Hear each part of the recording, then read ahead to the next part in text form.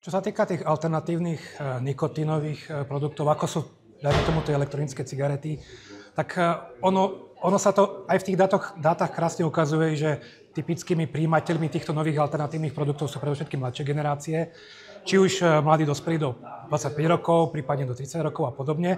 A s vekovou štruktúrou alebo s rastúcim vekom je ten príjem v podstate pomalejší. Tie dôvody a motivácie toho príjmania sú samozrejme rôzne. Okrem iného sú spojené aj s marketingovou stratégiou tých produktov, ktoré sa okrem iného zamerajú práve na tú mladšiu generáciu, kde sa snažia osloviť okrem iného aj nejakými pridanými aspektmi, ako je barva alebo chuť a niektoré ďalšie štýlovo orientované aspekty toho produktu.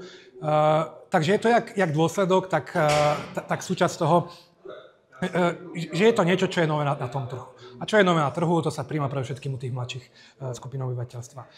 Tie dôvody z pohľadu harm reduction, z toho znižovania pomyselných dôsledkov tej expozície tabakovému kouři, sú zase pomerne diferencované alebo rozdelené medzi staršími a mladšími.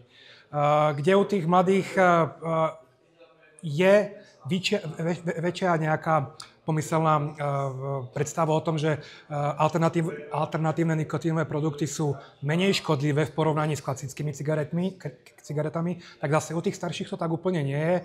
A v tomto smere vlastne je nejaký generačný predel, nejaký rozdiel v tej informovanosti. To však neznamená, že tie alternatívne nikotínové produkty sú bez rizika.